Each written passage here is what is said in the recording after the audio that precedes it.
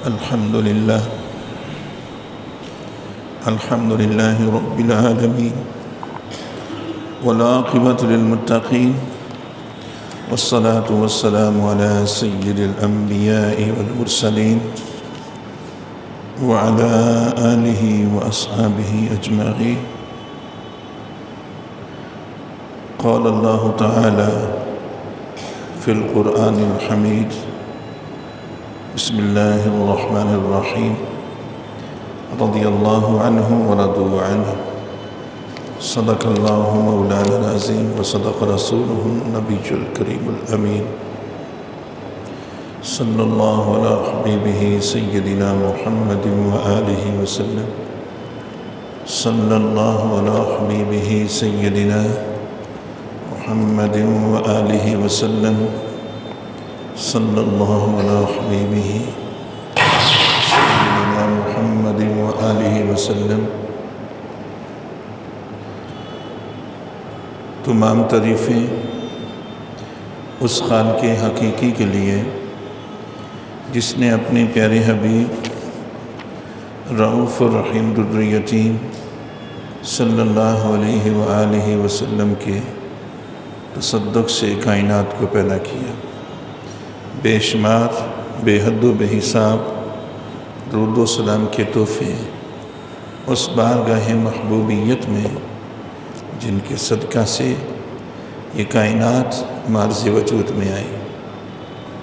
حمد و ثنا کے بعد بارگاہ ربوبیت میں دعا ہے کہ پروردگار دو عالم جل شانہ نبی رحمت دو عالم صلی اللہ علیہ وآلہ وسلم کے توسل سے مجھ ناچیز کو حق اور سچ کہنے کی، مجھے اور آپ سب کو حق بات کو سننے سمجھنے اور اس پر عمل کرنے کی توفیق نصیب فرمائے.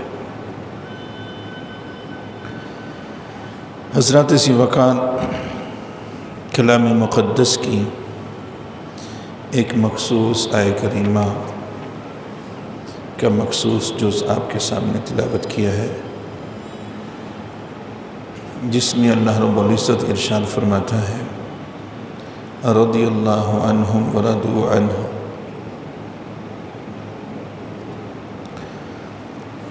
اور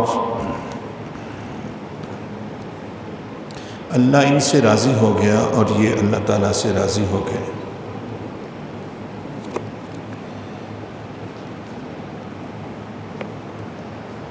اللہ تعالیٰ کا راضی ہونا اپنے بندوں پر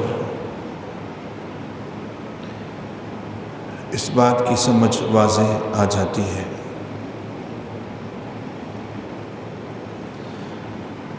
اور بندے اپنے رب پر راضی ہو گئے، فوراً اس بات کی سمجھ نہیں آتی کہ بندوں کا اپنے رب پہ راضی ہونا کیا ہے. اس بات کی سمجھ آتی ہے کہ اللہ جل شانہ اپنے بندوں پہ راضی ہو گیا. اس کے بندے بندگی کرتے ہیں، ایک ہی ان کا مقصد ہے کہ ہم پر ہمارا رب جل شانہ راضی ہو جائے. وہ گریہ زاری کرتے ہیں، وہ سحری کو اٹھ کر اپنے رب کریم جل شانہ کے سامنے سجدہ ریز ہوتے ہیں، روتے ہیں، گڑ گڑاتے ہیں، استغفار پڑھتے ہیں، توبہ کرتے ہیں، اس کی بندگی میں ڈوبے رہتے ہیں. ایک ہی مقصد ہے کہ ہم پر ہمارا اللہ جل شانہ راضی ہو جائے، اور یہی انسان کی منزل بھی ہے، یہی مقصود المنتہا بھی ہے. اسی میں انسان کی بلندی، عظمت، رفعت اور نجات بھی ہے کہ انسان نجات ہی تو چاہتا ہے. بندہ مومن مسلمان نجات ہی تو چاہتا ہے، اسے یقین آ جائے کہ میں بخشا گیا ہوں، مجھے بخش دیا گیا ہے. دنیا کی کسی چیز میں نجات نہیں ہے. ہمیں دنیا کی زندگی پر مطمئن نہیں رہنا چاہیے۔ دنیا کی کامیابیوں کو ہم بہت بڑی کامیابی سمجھتے ہیں۔ دنیا کا مال و زر ہو، ہم سمجھتے ہیں بہت کامیاب ہیں، لیکن نجات کی ضمانت کس کے پاس ہے؟ کیا معلوم اس کا انجام کیسا ہو؟ چاہے کوئی غریب آدمی ہو، چاہے کوئی ارب پتی ہو، کوئی نہیں جانتا اس کا انجام کیا ہے۔ ہاں، قرآن مجید نے ایمان والوں کا انجام بہت خوبصورت بیان کیا ہے کہ ایمان والوں کا انجام انتہائی خوبصورت ہے، بہت اچھا ہے۔ مختصر، ہر شخص اس کی تمام تر بندگی کے سلسلے صرف اس لیے ہے کہ اس کا پروردگار اسے بخش دے، اس پہ راضی ہو جائے۔ تو اس آیت کریمہ میں رضی اللہ عنہ ورضوا عنہ، اللہ ان سے راضی ہو گیا اور وہ اللہ سے راضی ہو گئے۔ یہ اس کا ترجمہ ہے، اللہ ان سے راضی ہو گیا اور وہ اپنے اللہ کریم جل شانہ سے راضی ہو گئے۔ تو اللہ تعالیٰ اپنے بندوں کی توبہ قبول فرما لیتا ہے اور ان پہ راضی ہو جاتا ہے، ان کی بندگی کے سلسلوں کو قبول فرما کر ان پہ راضی ہو جاتا ہے، ان کی دینی خدمت کو قبول فرما کر ان پہ راضی ہو جاتا ہے، ان کی نمازوں کو، حج و زکوٰۃ کو قبول فرما کر ان پہ راضی ہو جاتا ہے۔ جب وہ گریہ زاری کرتے ہیں تو اللہ رب العزت ان کے نکلے ہوئے آنسوؤں کو قبول فرما لیتا ہے اور ان پہ اپنے کرم کی برکہ برساتا ہے۔ لیکن آیت کریمہ کا دوسرا جو جزء ہے وہ ہے ورضوا عنہ، اور وہ لوگ بھی اپنے اللہ پہ راضی ہو گئے۔ وہ بھی اپنے اللہ پہ راضی ہو گئے۔ اللہ پہ راضی ہونا کیا ہے؟ اللہ تو راضی ہوتا ہے، اللہ پہ راضی ہونا کیا ہے؟ اللہ جل شانہ پہ راضی ہونا یہ ہے کہ وہ جس حال میں بھی رکھے، انسان مسلمان اس کا شکر گزار بن کر رہے۔ اگر آسائش ہے، خوشحالی ہے، تو بھی اپنے اللہ پہ راضی ہے، خوش ہے۔ اگر مصیبتوں میں، بیماریوں میں گرفتار ہو جاتا ہے تو بھی اپنے اللہ پہ راضی ہے۔ آسانیوں میں ہے تو بھی اپنے مولا پہ راضی ہے، مشکلات میں گر جاتا ہے تو بھی اپنے اللہ پہ راضی ہے۔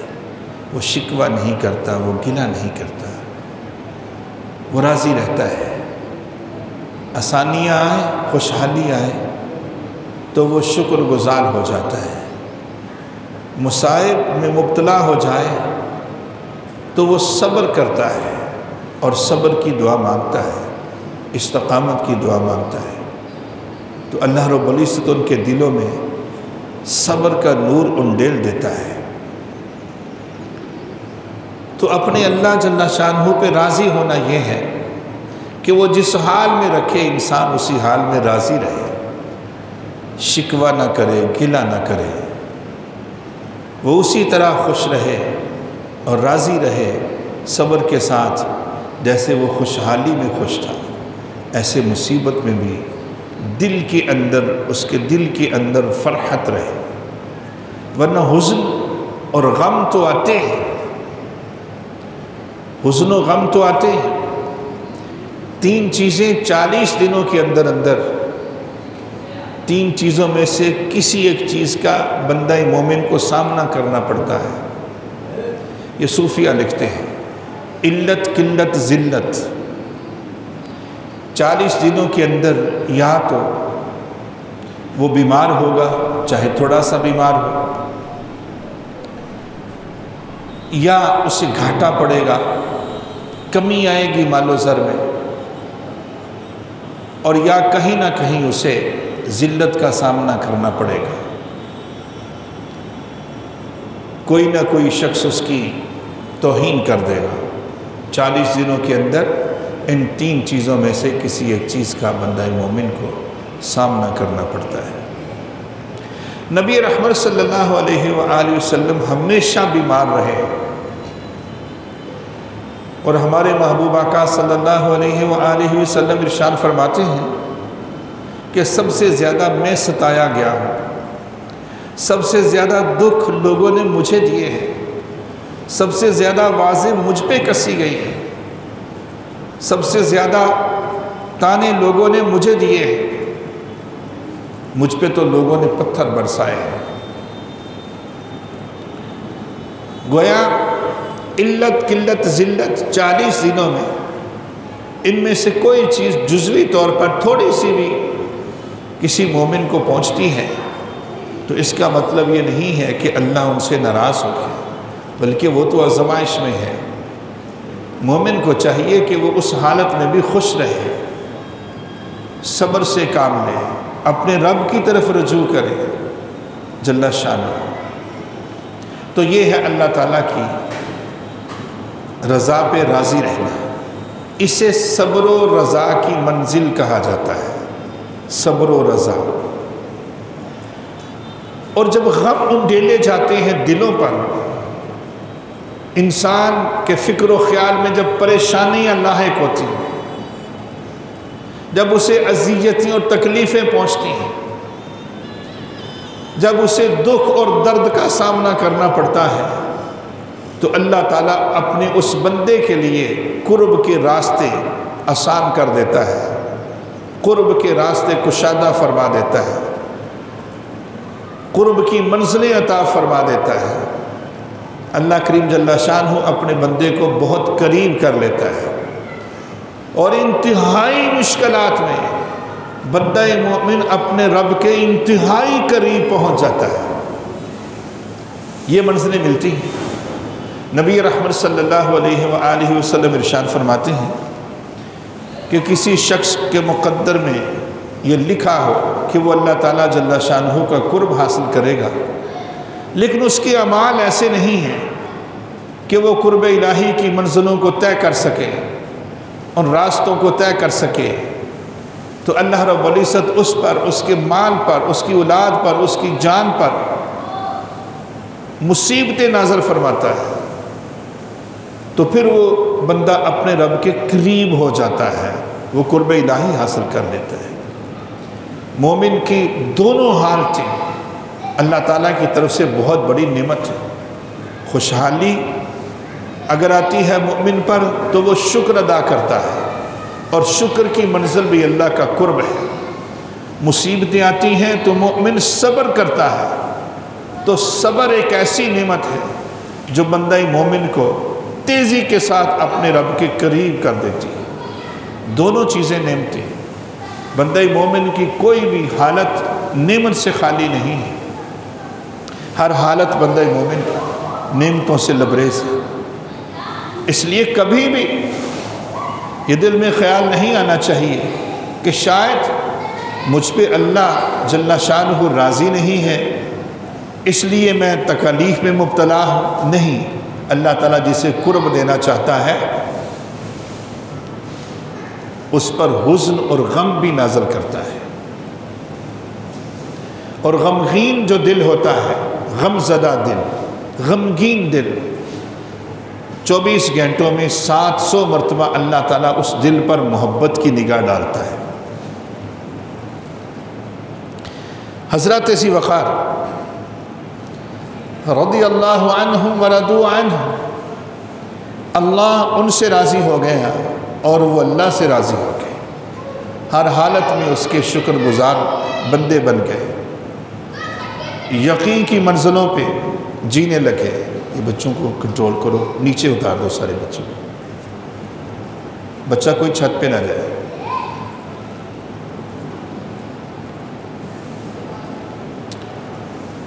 حضرت ذی وقار ایسی ہستیوں میں رضی اللہ عنہ ورضوا عنہ، اس کے مصداق جو ہستیاں ہیں سب سے اول درجہ صحابہ کا ہے رضوان اللہ تعالی علیہم اجمعین۔ امتیوں میں سے سب سے پہلا درجہ سرکار کے صحابہ کا ہے رضی اللہ تعالیٰ عنہ۔ صحابہ میں سب سے اول درجہ سرکار سیدنا ابو بکر صدیق رضی اللہ تعالیٰ عنہ کا ہے، ان کے بعد درجہ سرکار سیدنا عمر فاروق رضی اللہ تعالیٰ عنہ کا ہے۔ آج کے دن، آج 26 ذو الحج ہے، آج کے دن 23 ہجری کو حضرت عمر فاروق رضی اللہ تعالیٰ عنہ پر قاتلانہ حملہ کیا گیا۔ ابو لؤلؤ غلام نے حملہ کیا اور مسلسل 6 وار کیے اور آپ کو لہو لہان کر دیا۔ 10 سال 6 ماہ اور 4 دن آپ نے خلافت کا فریضہ سر انجام دیا، منصب خلافت کا جو فریضہ تھا بحسن خوبی سر انجام دیا، اور 30 لاکھ مربع میل کے آپ فرما روا رہے ہیں۔ 30 لاکھ مربع میل۔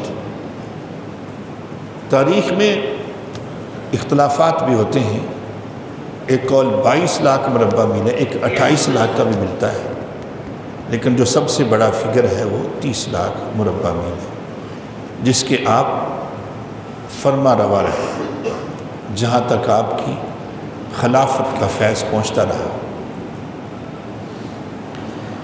سرکار سیدنا عمر فاروق رضی اللہ تعالیٰ عنہ کی شخصیت پر ہی بات کرنا چاہتا ہوں، اور آپ کی شخصیت کے مختلف پہلو ہیں،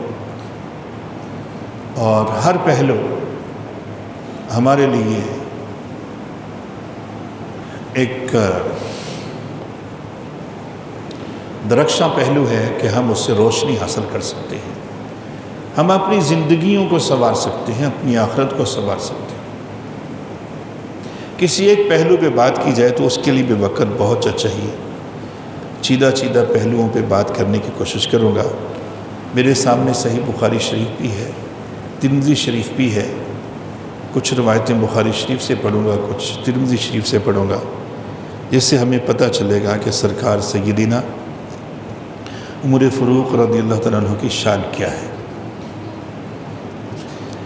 اور چونکہ جیسے پچھلے جمعے آپ نے روایت سنی، سرکار سیدنا عثمان غنی ذو النورین کی شہادت کی خبر نبی پاک صلی اللہ علیہ وآلہ وسلم نے پہلے ہی دے دی، اسی روایت میں سرکار فاروق اعظم کا نام بھی ہے کہ جب احد پہاڑ پہ تشریف لے گئے، یہ صحیح بخاری شریف کی روایت نمبر 3686 ہے، تو پہاڑ جو تھا احد پہاڑ مدینہ شریف میں وہ لرزنے لگا، آپ نے اسے ٹھوکر لگائی، پاؤں کی ٹھوکر لگائی، فضربہ برجلہ، اپنے پاؤں کی ٹھوکر لگائی، رک جا، اسبت، رک جا، احد رک جا، ہا کے اوپر بھی پیش ہے اور الف کے اوپر بھی پیش ہے، احد پہاڑ۔ عموماً ہم احد ہا کے اوپر زبر پڑ جاتے ہیں، لیکن صحیح تلفظ احد ہے حدیث پاک میں۔ فما علیک الا نبی او صدیق او شہیدان، رک جا، تجھے معلوم ہونا چاہیے پہاڑ کے تجھ پر ایک نبی، ایک صدیق اور 2 شہید موجود ہیں، ان 2 میں حضرت فاروق اعظم بھی تھے رضی اللہ تعالیٰ عنہ۔ دوسری روایت، نبی رحمت صلی اللہ علیہ وآلہ وسلم ارشاد فرماتے ہیں، حضرت ابو ہریرہ رضی اللہ تعالیٰ عنہ اس کے راوی ہیں، فرماتے ہیں قال رسول اللہ صلی اللہ علیہ وآلہ وسلم لقد كان فيما قبلكم من الامم محدثون فإن يكن في امتي احد فإنه عمر۔ نبی پاک صلی اللہ علیہ وآلہ وسلم فرماتے ہیں کہ ہر نبی کی امت میں، امتیوں میں ایک محدث ہوتا ہے، دال کے اوپر زبر ہے، محدث، ایک خاص اصطلاح ہے حدیث کی، محدث۔ اور فرمایا ہر نبی کی جو امت ہے، امتیوں میں سے ایک شخص یا کچھ محدث ہوتے ہیں، اور میری امت کا جو محدث ہے وہ عمر ہے رضی اللہ تعالیٰ عنہ۔ فی امتی احد فانہ عمر، میری امت کا ایک ہی محدث ہے اور وہ عمر ہے۔ اب محدث کون ہوتا ہے؟ محدثین نے بھی لکھا ہے کہ محدث کون ہوتا ہے، اس کی تعریف کیا ہے۔ محدث کسے کہتے ہیں؟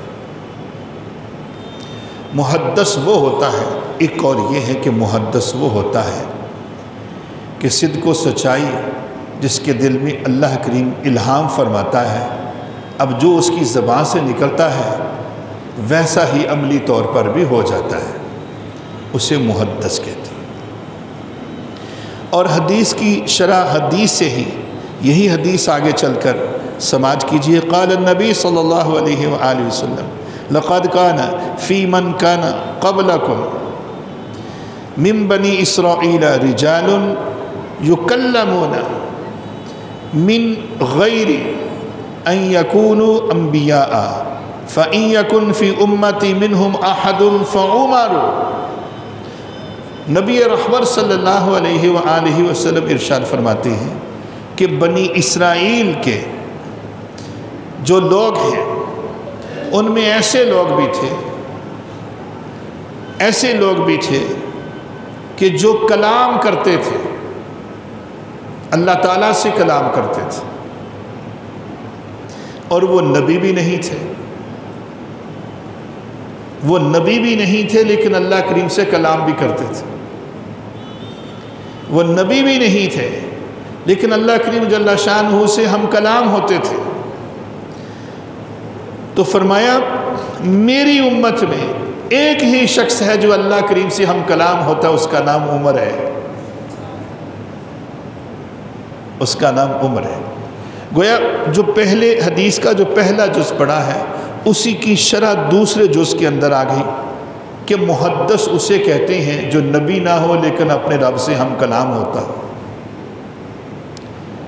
وحی تو نہیں اترتی لیکن دل میں الہام ہوتا ہے، اور جو منہ سے زبان سے جو کلمات ادا کرتے ہیں وہ سچ ہی ہوتے ہیں۔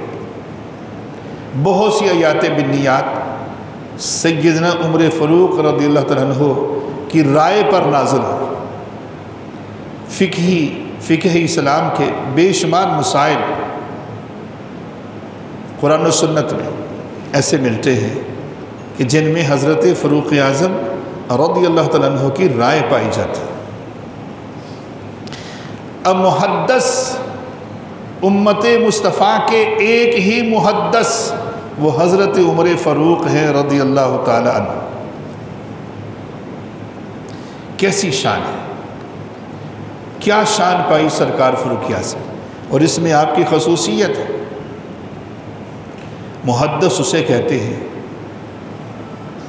کہ صدق کی بات دل میں الہام کر دی جائے، جو زبان سے نکلے وہ سچ ہی نکلے، جو کہہ دے وہ ہو جائے، اللہ تعالیٰ جل شانہ سے ہم کلام ہوں، اسے محدث کہتے ہیں۔ اور ایک ہی محدث ہیں امت مصطفیٰ کے، وہ عمر فاروق ہیں رضی اللہ تعالیٰ عنہ۔ ہر صحابی نے اپنی اپنی شان پائی ہے۔ کوئی صداقت کا علمبردار ہے، وہ صدیق اکبر ہے، اور کوئی فاروق اعظم ہے، اور کوئی عثمان غنی ذو النورین ہے، اور کوئی مولا علی شیر خدا ہے، حیدر کرار ہے۔ مختلف شانیں ہیں۔ یہ نبوت کی ہی چمک کی روشنی ہے جس نے سب کو چمکا دیا۔ آج اپنی قسمت پہ ناز کیا کرو، اور اس پہ اپنے ذہن سے دل سے جشن منایا کرو، فرحت میں آ جایا کرو، وجد میں آ جایا کرو کہ آج آپ کی زبان پر کلمہ طیبہ جاری ہے تو یہ نبوت کی شعائیں ہیں جو آپ تک پہنچی ہیں، اس لیے اکثر عرض کرتا ہوں کہ آپ بہت عظیم لوگ ہیں، آپ کے سینے میں اللہ تعالیٰ کی توحید کی امانت ہے، آپ کلمہ طیبہ پڑھنے والے ہیں، اس نسبت سے آپ عظمت والے ہیں، دنیا کا کوئی شخص آپ کے جوتوں تک نہیں پہنچ سکتا جو مرتبہ کلمہ شریف نے آپ کو عطا کیا ہے۔ اپنی اس مرتبہ کو پہچانیں۔ ہم خود کو پہچاننے کی کوشش کریں تو خود کو گلی محلے میں دیکھتے ہیں، اپنے خاندان میں دیکھتے ہیں، اپنے مال کو دیکھتے ہیں، اپنے خاندان قبیلے کو دیکھتے ہیں، اپنے منصب کو دیکھ کے پھر پہچاننے کی کوشش کرتے ہیں میں کتنا بڑا ہوں، میں کتنی عزت والا ہوں۔ وہ ساری چیزیں محض بیکار ہیں۔ نہ دولت عزت دے سکتی ہے، نہ خاندان عزت دے سکتا ہے، نہ دنیا کا کوئی منصب بادشاہت عزت دے سکتی ہے۔ عزت صرف کلمہ شریف دیتا ہے۔ کلمہ شریف کی وجہ سے آپ عزت والے ہیں۔ آپ کے سینوں میں توحید کی امانت ہے، اس لیے آپ عزت والے ہیں۔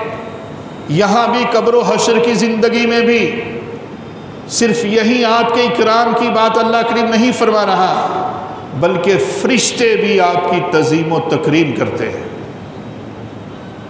عزت کرتے ہیں۔ محدث ایک ہی، وہ کون ہے؟ حضرت عمر فاروق رضی اللہ تعالی عنہ۔ اور جیسے شروع میں عرض کیا ہے کہ آپ کی شخصیت کے بے شمار پہلو ہیں۔ نبی رحمت صلی اللہ علیہ وآلہ وسلم ارشاد فرماتے ہیں میرے بعد کوئی نبی ہوتا، چونکہ مجھ پر نبوت کا دروازہ بند ہو چکا ہے، میرے بعد کوئی نبی نہیں آ سکتا، میں خاتم النبیین ہوں، اور اگر کوئی میرے بعد نبی ہوتا تو عمر فاروق ہوتے۔ اس لیے تو محدث کا لقب آپ کو ہی ملا ہے۔ اسلام کے محدث اس اصطلاح کے اندر، یوں تو محدث حدیث بیان کرنے والے کو، حدیث کے عالم کو کہتے ہیں۔ ترمذی شریف کی طرف بڑھتے ہیں اور پھر مشہور آپ کے ایمان لانے کا جو مشہور واقعہ ہے اس طرف بھی آتے ہیں۔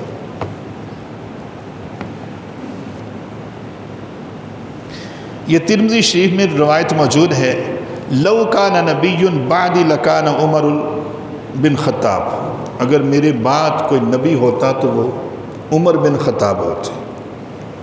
سیاستہ کی یہ کتاب ہے ترمذی شریف، اس میں یہ روایت موجود ہے، اور بھی حدیث کی کتب کے اندر، کتب حدیث میں یہی روایت موجود ہے۔ 6 ہجری کو آپ نے اسلام قبول کیا تھا، اعلان نبوت کے 6 سال، اعلان نبوت کے 6 سال بعد، 6 ہجری کو نہیں، 6 سال بعد، ہجرت سے پہلے اور اعلان نبوت کے 6 سال بعد، 6 سال میں آپ نے اسلام قبول کیا تھا، یعنی 6 سال گزر گئے تھے۔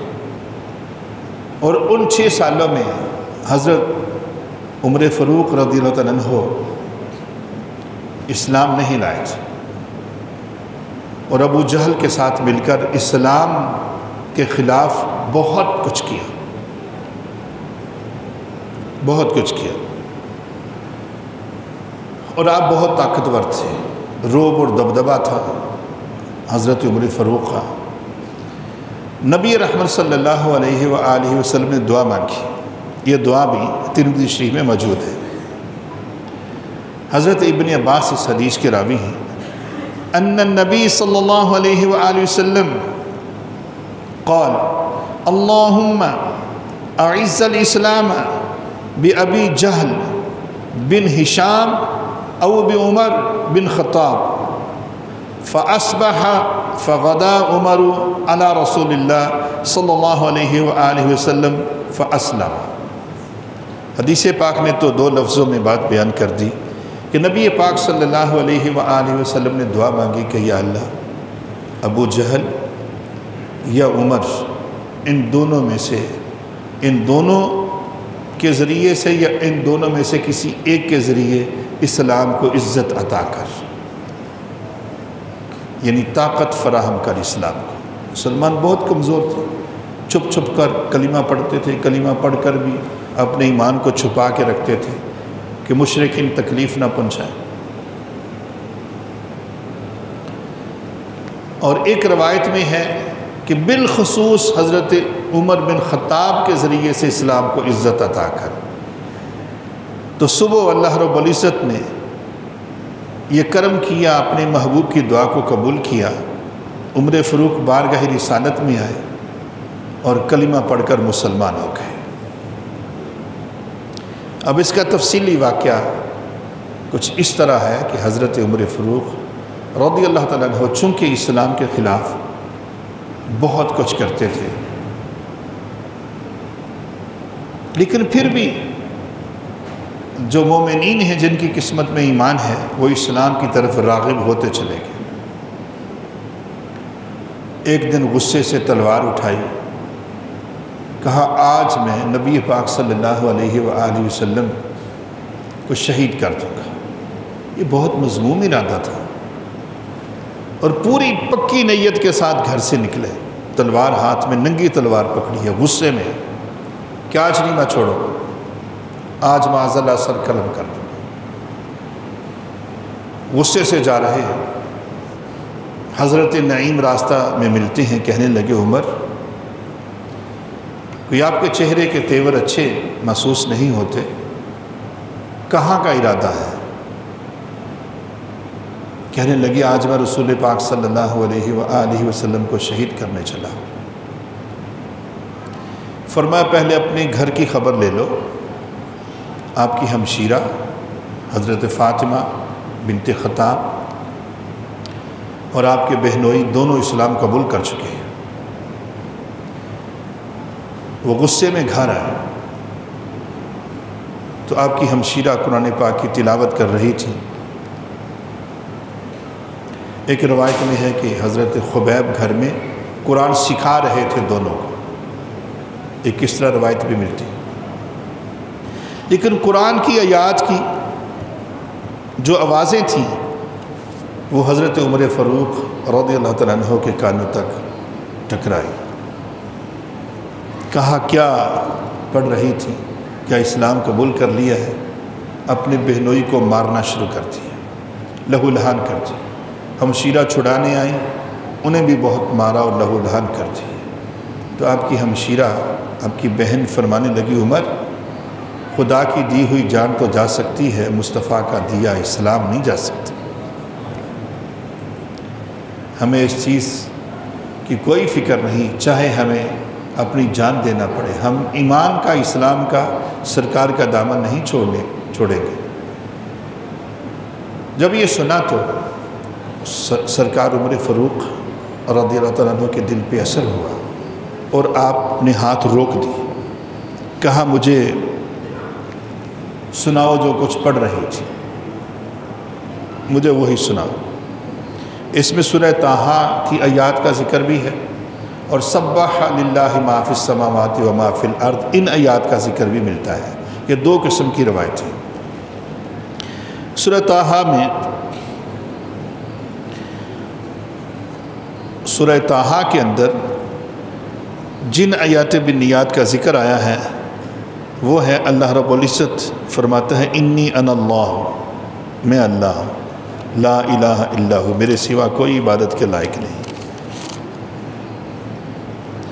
انی انا اللہ لا الہ الا انا فاعبدنی، میں ہی اللہ ہوں، میرے سوا کوئی عبادت کے لائق نہیں.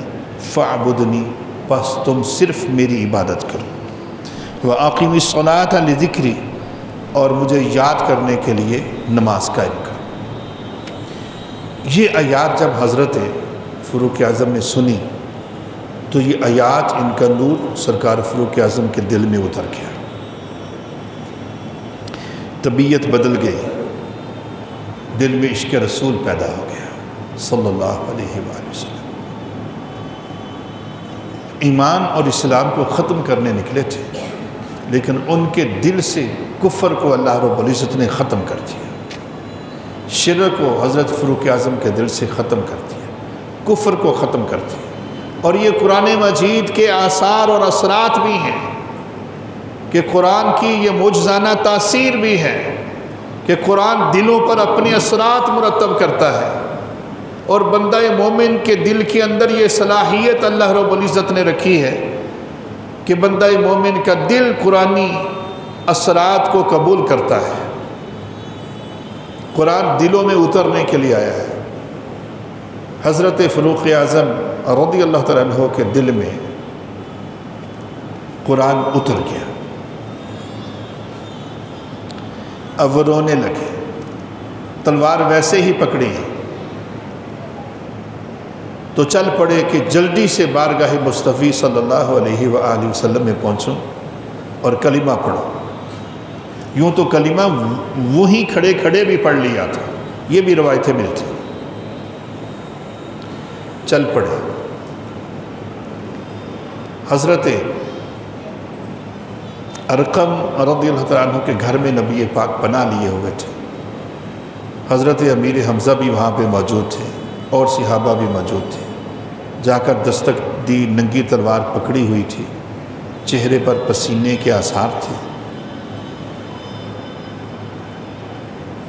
نبی پاک صلی اللہ علیہ وآلہ وسلم نے دیکھا، حضرت امیر حمزہ فرمانے لگے کہ اگر تو وہ اچھی نیت سے آئے ہیں تو بسم اللہ، ورنہ انہی کی تلوار سے حضرت عمر کا سر قلم کر دیا جائے گا۔ دروازہ کھلا، نبی پاک صلی اللہ علیہ وآلہ وسلم آگے بڑھے، سرکار فاروق اعظم نے کلمہ پڑھا، نبی پاک نے حضرت فاروق اعظم کو سینے سے لگا لیا۔ اسی ایک لمحے میں رسول پاک صلی اللہ علیہ وآلہ وسلم نے خود نعرہ تکبیر بلند کیا، نعرہ تکبیر، اللہ اکبر۔ پھر صحابہ نے بلند کیا۔ تو تاریخ کی، سیرت کی تمام کتابوں کے اندر یہ موجود ہے کہ اس نعرہ تکبیر کی ایسی گونج تھی کہ مکہ شریف کا کوچا کوچا گونج اٹھا، لرز اٹھا اس نعرہ تکبیر کی بلندی سے، آواز سے۔ اس قدر وہ بلند نعرہ تھا اللہ اکبر کا۔ گلی کوچوں میں بچوں نے سنا، عورتوں نے سنا، اہل مکہ نے سنا، ہر طرف وہ آواز پہنچی، جیسے پوری کائنات میں وہ آواز پہنچی۔ یہ کس کے ایمان لانے کا جشن منایا جا رہا ہے؟ حضرت عمر فاروق رضی اللہ عنہ۔ رسول پاک صلی اللہ علیہ وآلہ وسلم نے خود نعرہ لگایا۔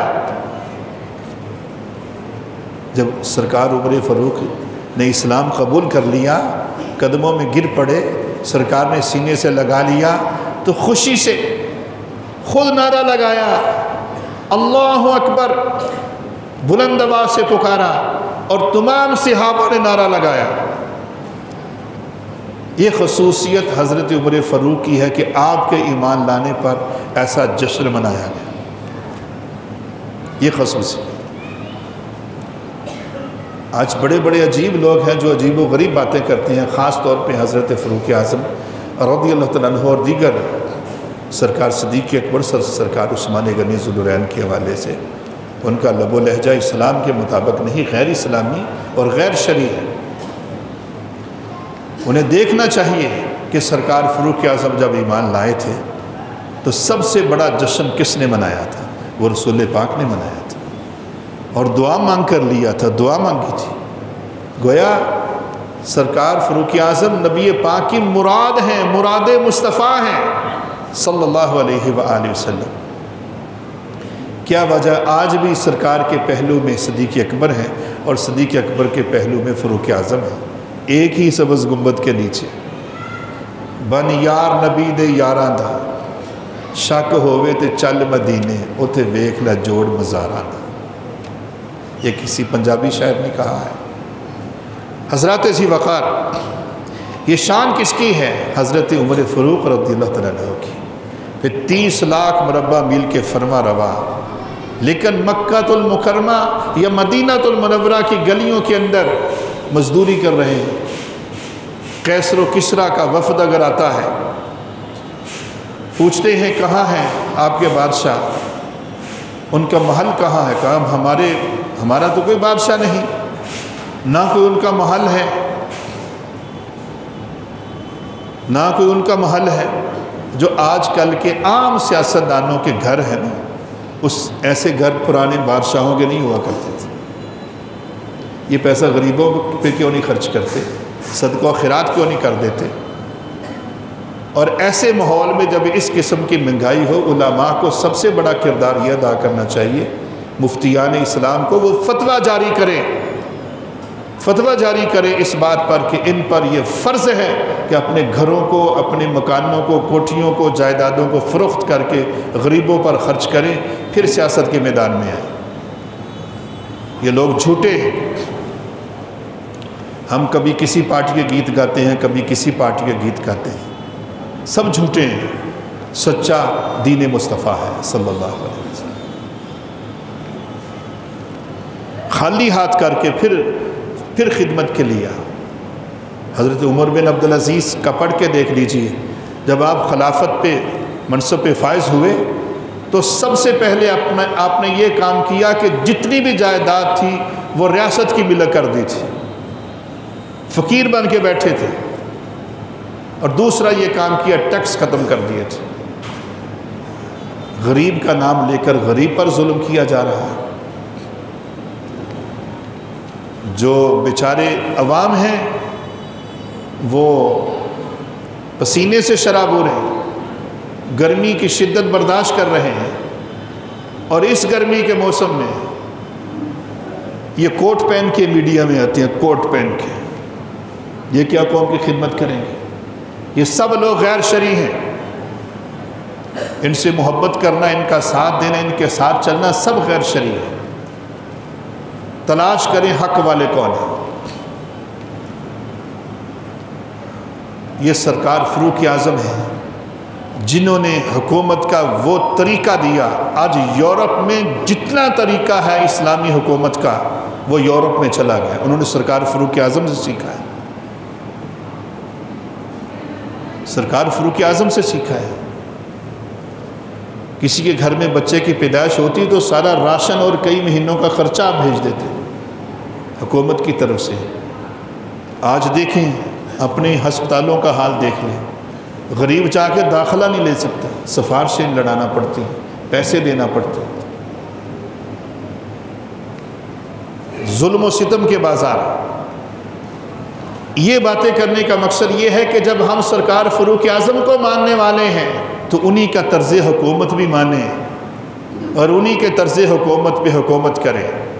سب کچھ لٹا کے فقیر بن کے پھر میدان میں آئے، پوری دنیا میں اپنی جائیدادوں کے جال بچھا کے پھر کہتے ہیں ہمیں غریب کے ساتھ پیار ہے۔ یہ جھوٹ ہے، یہ سچائی ہرگز نہیں ہے۔ ہمارے دلوں میں کسی سیاسی پارٹی کے کسی لیڈر کا غلبہ محبت کا نہیں ہونا چاہیے، سرکار فاروق اعظم کی محبت کا غلبہ ہونا چاہیے۔ اور آج ان کا دن ہے، آج 26 ذوالحج ہے، آج کے دن آپ پر حملہ کیا گیا تھا اور یکم محرم شریف کو آپ شہید ہو گئے تھے انہی زخموں کی وجہ سے۔ 6 زخم آئے تھے برچھی کے، اچانک نماز پڑھنے کے دوران حملہ ہوا تھا۔ حضرت ذی وقار، انداز بیاں گرچہ اتنا شوق نہیں، شاید کہ اتر جائے تیرے دل میں میری بات۔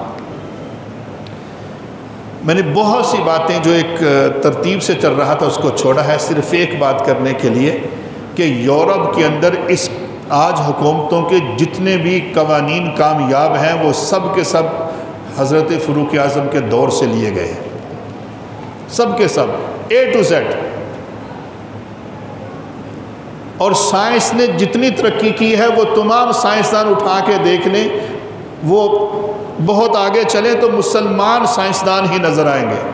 انہی کی سائنسی تھیوریاں انہوں نے اپنا لی، وہ آگے نکل گئے، اور انہی کا طرز حکومت سرکار فاروق اعظم کا طرز حکومت اپنایا تو آج یورپ میں امن ہے، اور مسلمان جو امن، جن کا دین ہی امن ہے، جن کا ایمان ہی امن ہے، وہ افراتفری کا شکار ہے، وہ ذلت و رسوائی کا شکار ہے۔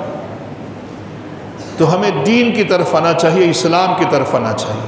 اور آج کہا جاتا ہے جی سیاست، دین کے نام پر سیاست نہ کرو، یہ بہت سب سے بڑا جھوٹ یہ لوگ بولتے ہیں کہ دین کے نام پر سیاست نہ کرو۔ ارے دین کے نام پر تو پاکستان بنا تھا، کلمہ توحید کی بنیاد پر تو پاکستان بنا ہے، قومی اسمبلی کے باہر کلمہ شریف ہی لکھا ہوا ہے، اسی کے نیچے سے گزر کے وہیں پہ کلمہ توحید جو ہے اسی کی نافرمانی کرتے ہیں یہ لوگ۔ سب سے پہلے جو قانون پاس ہونا اور کرنا سب پر فرض تھا، ہر سیاستدان پر، وہ اسلامی نفاذ کا تھا۔ ہمیں کچھ نہ دے، نہ ہمیں بجلی دیں، نہ ہمیں پانی دیں، نہ ہمیں سڑکیں دیں، نہ مہنگائی ختم کرے، کچھ نہ کریں، صرف اسلام نافذ کر دیں، اسلام ہمیں سب کچھ دے دے گا، ہمیں عزت بھی دے دے گا، سڑکیں بھی دے دے گا، روزگار بھی دے دے گا، غریب کو عزت بھی دے دے گا۔ اسلام دیتا ہے عزت۔ ہم سے ووٹ لے جاتے ہیں کہ گلی محلے کی سڑکیں بنا دیں گے، نہ بنائیں سڑکیں، ہم اس کو ووٹ دیں گے جو اسلام کو نافذ کرے گا۔ تو اللہ تعالیٰ پاکستان کو ایسا عظیم الشان کوئی بھی لیڈر عطا کرتے۔ میں یہ سیاسی بات نہیں کر رہا، میں سرکار فاروق اعظم کی بات کر رہا، ان سے روشنی لے کے ان کی روشنی میں پاکستان کی حکومت بنے۔ ہر چیز مسلمانوں کو قیمتی ملتی ہے، ایک ٹیکس بھی لیتے ہیں، آپ کے ٹیکس پر عیاشیاں کرتے ہیں، آپ کا ٹیکس کھا جاتے ہیں، اور آپ کے بچوں کے منہ سے لقمے نکال رہے ہیں یہ لوگ، اور ہمیں پتہ ہی نہیں چلتا۔ ان کا پیسہ حرام، ان کی کوٹھیاں حرام۔ میرے غوث میرا سے پوچھ لیجئے، جب خلیفہ مستنجد باللہ نے وہ اپنے محل میں بیٹھا ہوا تھا، ایک گونج اٹھی نعرے کی، کہا یہ کیا ہوا؟ کسی نے حملہ کر دیا بغداد پر؟ کہتے نہیں، یہ حضور غوث پاک کو چھینک آئی تھی تو لوگوں نے چھینک کا جواب دیا تھا، تھی اس کی آواز ہے۔ غوث پاک کون ہے؟ سید عبد القادر جیلانی، لوگ ان کے بہت عقیدت مند ہیں۔ اس نے سوچا چلو میں بھی ان کے پاس جاتا ہوں، ان کی عقیدت کی وجہ سے لوگ میرے ساتھ بھی پیار کریں گے، جیسے آج کل سیاستدان کرتے ہیں۔ اٹھا، اشرفیوں کی تھیلیاں لی، غلام ساتھ لیے، سرکار غوث پاک کی بارگاہ میں آ کے کہا نذرانہ قبول کرو۔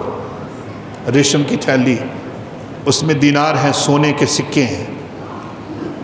آپ نے انکار کیا، اس نے اصرار کیا، آپ نے ایک تھیلی کو اشارہ کیا، قبول کیا، پکڑا اس تھیلی کو پکڑ کے یوں کر کے کپڑے کی طرح نچوڑا تو تازہ خون بہنے لگا۔ وہ چلتا چلتا اس بادشاہ خلیفہ کے پاؤں تک چلا گیا۔ فرمایا اگر مجھے یہ احساس نہ ہوتا کہ تو میرے آقا کی امت سے ہے تو یہ خون چلتا تیرے محل تک پہنچتا۔ یہ تو نے غریبوں کا خون چوسا ہوا۔ کون ایسا شخص ہے جو غریبوں کا ہمدرد ہے؟ جو غریبوں کے ہمدرد ہیں وہ سیاست کر کے نہیں، وہ ویسے بھی خدمت کرتے ہیں، ویسے بھی خدمت کرتے ہیں۔ تو یہ صرف اپنے ووٹ کے لیے غریبوں کا نام لیتے ہیں۔ حضرات اسی وقار بہت سی کھلی آپ سے باتیں کی ہیں تاکہ آپ کے ذہن میں اتر جائیں، آپ صحیح راستے پر آ جائیں۔ آپ جب بھی حکومت کا نام لیں، مثال دیں، تو یہ نہ کہیں نواز شریف کی حکومت بڑی اچھی تھی، بھٹو کی حکومت بڑی اچھی تھی، اور فلاں کی حکومت ایوب کی بڑی اچھی تھی۔ یہ کہیں سرکار فاروق اعظم کا دور زندہ باد۔ اس کے مقابلہ میں لے کے آئیں، اس کی طرز پہ لے کے آئیں۔ آج یورپ میں کس کا سکہ چلتا ہے؟ وہی تھیوریاں جو سرکار فاروق اعظم کی تھی، انہی پہ ان لوگوں نے عمل کیا۔ وہ بہت آگے نکل گیا، امن قائم کر دیا اپنے ملکوں کے اندر۔ تو ہم اپنی چھوٹی سی سلطنت، اپنا گھر ایک سلطنت ہے، آپ اس کے وارث۔ جو باپ ہوتا ہے وہ پوری اس سلطنت کا وارث ہوتا ہے، وہ ایک حکومت ہوتی ہے، وہاں سرکار فاروق اعظم کی طرز پر حکومت قائم کرتے ہیں۔ آپ اس گھر کے بادشاہ ہیں، اس گھر کے بادشاہ ہیں۔ اپنے بچوں کو قرآن و سنت کی تعلیم دیں، اور آپ کا بچہ اگر ایک سورت بھی یاد کر لیتا تو اس پہ خوشیاں منائیں، جشن منائیں اس پہ۔ ہم اسکولوں سے ایک انگریزی میں ایک کوئی چیز یاد کر لیتا ہے بچہ، ہم اس پہ خوش ہوتے ہیں، بڑی انگریزی بولتے ہیں۔ انگریزی میں کیا ہے؟ ایک شخص کہتا ہے ہمارا ایک بچہ چلا گیا حفظ کی سند لے کر ایک اسکول کے اندر، گجرانوالہ کی یہ بات ہے، اس کا بہت بڑا اسکول ہے، اتنا بڑا کہ 700 ٹیچر ہیں اس کے اسکول کے اندر، 700 ٹیچر۔ اندازہ کر لے بچوں کی تعداد کیا ہو۔ اس نے برے سے انداز میں کہا اس سند کی کیا اوقات ہے؟ وہ بچہ روتا ہوا میرے پاس آیا، کہا میرے ساتھ ایسا واقعہ پیش آیا ہے۔ میں نے کہا بیٹا ایک مرتبہ چلا جا، پھر ہمت کر کے اس پروفیسر سے کہنا کہ جب تیری جان نکل جائے یہ وصیت کر جانا کہ میرے ارد گرد کھڑے ہو کر انگریزی سنانا، انگلش نظمیں سنانا، قرآن خوانی نہ کرنا، چونکہ اس کی اوقات کوئی نہیں۔ جب اس بچے نے یہ بات کہی تو وہ لرز گیا، اور اس نے یہ کام کیا کہ اپنے سکول کے اندر بھی حفظ کلاسیں شروع کرا تھی۔ یہ وہ راستہ ہے، یہ اپنے بچوں کو سکھائیں۔ یہاں بھی نجات، قبر و حشر کے اندر بھی نجات۔ دین پر چلیں گے تو آپ کو کسی ڈبہ پیر کے پاس جانے کی ضرورت پیش نہیں آئے گی۔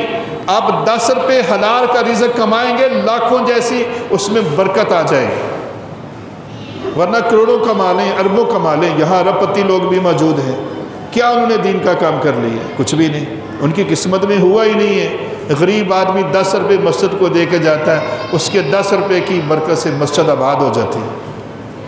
یہ آپ لوگوں نے آباد کر رکھا ہے مسجد کو، اور انشاءاللہ مسجد کی توسیع بھی ہوگی۔ یہ دیکھیں ماشاءاللہ اتنی گرمی کے اندر یہ حال بھرا ہوا ہے، چھت پہ بھی لوگ ہیں، تو امید ہے یہ نیت کی ہے کہ اسکول والے اتنی جگہ اور دے دیں، ایک پیچھے حال اتنا ہی بڑا اور بنا دیں، پھر انشاءاللہ پھر کافی برکت ہو جائے گی۔ تو یہ آپ لوگوں کے ایمان کی دلیل ہے، یہ مسجدیں آپ کو کھینچ کھینچ کے جنت میں لے کے جائیں گی۔ یہی مسجدیں جن میں آ کے آپ نماز پڑھتے ہیں، 10 روپے حصہ بھی ڈال دیتے ہیں، اور بڑی محبت سے جب اعلان ہوتا ہے، میں نے یہ دیکھا یہاں پہ، میں خود آپ کے ایمان کی گواہی دوں گا کہ آتے ہیں یہ جی ہماری والدہ کے نام کے، یہ ہمارے فلاں بزرگ کے نام کے، یہ فلاں کے نام کے، لائنیں لگ جاتی ہیں۔ تو آپ اہل محبت سے ہیں، اپنی اس محبت کو سنبھال کے رکھو، اس محبت کی حفاظت کرو، اس دینی جذبے کی حفاظت کرو۔ یہ آپ کی اصل دولت ہے، یہ آپ کی اصل دولت ہے۔ یہی سرکار فاروق اعظم کا پیغام ہے کہ اصل دولت ایمان ہے۔ ساری زندگی آپ نے اسی پہ کام کیا، خلافت کے منصب پر بیٹھ کر بھی آپ کو کوئی لباس دیکھتا تو غریب کا لباس اس سے اچھا نظر آتا تھا۔ تو آپ کو یاد ہے نا، ایک مرتبہ آپ نے نیا سوٹ پہن لیا تھا، نیا سوٹ، تو مجھے تو آپ لوگ وہ تحفے دیتے رہتے ہیں تو میں وہی پہن لیتا ہوں، میں نے تو کبھی نہیں خریدا جا کے بازار سے، تو تحفے کو قبول کرنا چونکہ سنت ہے۔ تو ایک نیا سوٹ پہن لی، ایک شخص کھڑا ہو گیا، ایسے ہی مجمع تھا مومنین کا، کھڑا ہو گیا، سرکار فاروق اعظم جمعے کا ہی خطبہ دے رہے تھے۔ حضور وہ جو مال غنیمت سے وہ جو کپڑا آیا تھا وہ تو ایک سوٹ نہیں بنتا تھا، لیکن آپ کا تو پورا سوٹ ہے، گویا آدھا کپڑا آپ نے اس میں معاذ اللہ بددیانتی کی ہے۔ آپ نے دلیل دے کے فرمایا نہیں، میرے بیٹے نے اپنا حصہ بھی مجھے دے دیا تھا، وہ دونوں، ایک میرا حصہ اپنا تھا کپڑے کا ٹکڑا پیس، اور ایک میرے بیٹے نے مجھے گفٹ دے دیا تھا، یہ میرا بیٹا بیٹھا ہے، اس سے پوچھ لیجئے، اس نے مجھے گفٹ کیا ہے، اس لیے میرا سوٹ بن گیا، تو آج میں نے نیا سوٹ پہن لیا۔ وہ تو یہ ہستیاں تھیں۔ تو آج اگر ایسے لوگ لینڈ کروزروں پہ آتے ہیں آپ سے ووٹ مانگنے، غریبوں سے، پہلے لینڈ کروزروں سے اتریں، انہیں فروخت کر کے اسی علاقے میں تقسیم کر کے جائیں غریبوں کو، پھر وہ ووٹ لینے کا نام لیں، پھر ہم کہیں گے ہاں وہ تھوڑا سا حق پہ ہیں، سچے ہیں، ورنہ ان سے جھوٹا کوئی نہیں ہے۔ اللہ تعالیٰ مجھے بھی آپ کو بھی عمل کی توفیق نصیب فرمائے۔ آج آپ کے 10 منٹ زائد لے لیے ہیں، تو یہ چونکہ درد سے باتیں کی ہیں آپ سے، مجھے امید ہے انشاءاللہ آپ اس پہ بہت زیادہ عمل کریں گے اللہ کے فضل سے۔ وآخر دعوانا ان الحمدللہ رب العالمین، للہ رب العالمین، للہ رب العالمین، للہ رب العالمین، للہ رب العالمین، للہ رب العالمین۔